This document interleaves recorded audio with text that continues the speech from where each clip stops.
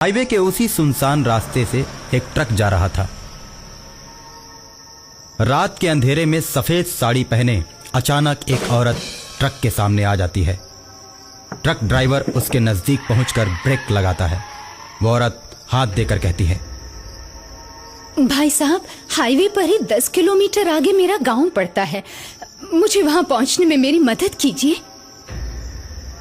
हाँ ठीक है मैडम, आकर बैठ जाइए। औरत गाड़ी पर आकर बैठ जाती है और कहती है, भैया तुम गाड़ी ठीक से नहीं चला रहे हो, लगता है तुम ड्राइवर नए हो।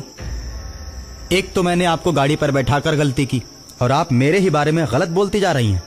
अरे इतना ही डर है तो मैं गाड़ी रोक देता हूँ, आप उतर जाइए। उतरने की बात करता है? अगर मैं ट्रक से नीचे उतरी तो तू भी मेरे साथ चलेगा।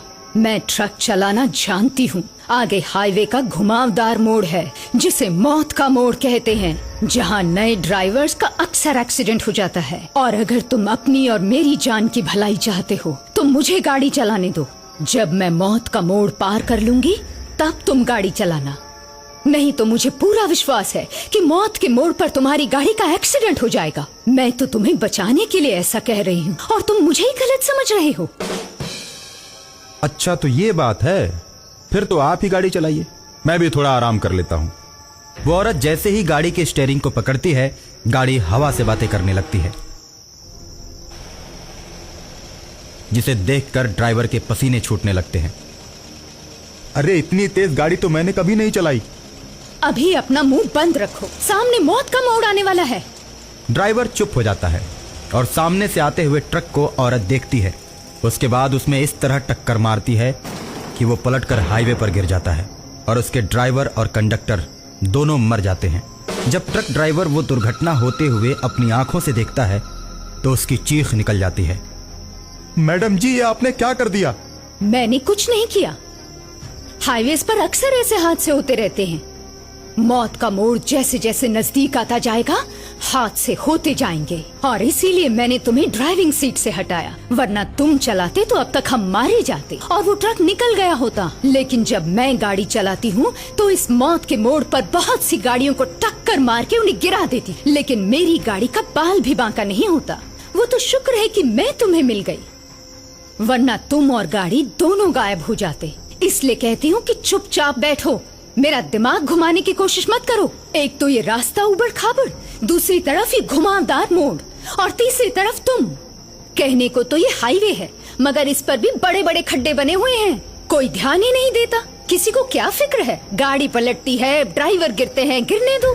मैडम 10 किलोमीटर तो पार कर गए, आपका गांव तो कब का जा चुका है। मैंने तुमसे झूठ बोला था। वो देखो सामने से गाड़ी आ रही, उसका भी ड्राइवर नया है, देखो कैसे चला रहा है। अब इस मौत के मोड़ के रास्ते पर उसको मरना ही पड़ेगा। जिसको गाड़ी ढंग से चलाने नहीं आती उसे मरना ही पड़ता है। ऐसा कहकर सामने से आने वाली गाड़ी को टक्कर मारकर खाई में गिरा देती है। ड्राइवर आश्चर्यचकित रह जाता है। देखो ये भी गया। आज की दुनिया में तुम लोगों को नहीं मारोगे तो वो तुम्हें मार देंगे। इसलिए मैंने दोनों ट्रकों को जानबूझकर टक्कर मारी। अगर वो नहीं मरते तो हमें टक्कर मार के मार देते। इसलिए कभी कभी दूसरों को मारना जरूरी हो जाता है। खुद को बचाने के लिए कुछ भी करना पड़ता है। ड्राइविंग के अलावा आप बहुत कुछ दुनिया के बारे में जानती हैं। मैंने भी तो आपको जानबूझकर ही बैठाया है। मैं जानता हूँ हाईवे पर मौत के मोड़ पर दहशत फैलाने में आप ही का हाथ है। मैडम, मैंने इसीलिए आपको अपनी गाड़ी पर बैठाया है ताकि हमेशा हमेशा के लिए आपका खेल खत्म कर दूं। मेरे अंदर भी एक औरत छिपी हुई है, ये देखो। और उसके बाद औरत चुड़ैल के रूप में बदलने लगती है। उसका चेहरा बहुत ही भयानक हो जाता है और वह ड्राइवर की गर्दन में अपना दांत गड़ा देती है। लेकिन ड्राइवर किसी तरह से अपने आप को छुड़ाकर गाड़ी से कूद जाता है और चुड़ैल को दौड़ाते हुए जंगलों के बीच ले जाता है। और कुछ देर के बाद ड्राइवर जंगल में एक छोटे से मंदिर के पास जाकर रुकता है। वहां की सीढ़ियों पर चुड़ैल चढ़ नहीं पाती। ड्राइवर अपने आप को सुरक्षित महसूस करने लगता है और मंदिर के ऊपर टंगी हुई घंटी को तोड़ लेता है और उसी से मारकर हाईवे की चुड़ैल का अंत कर देता है।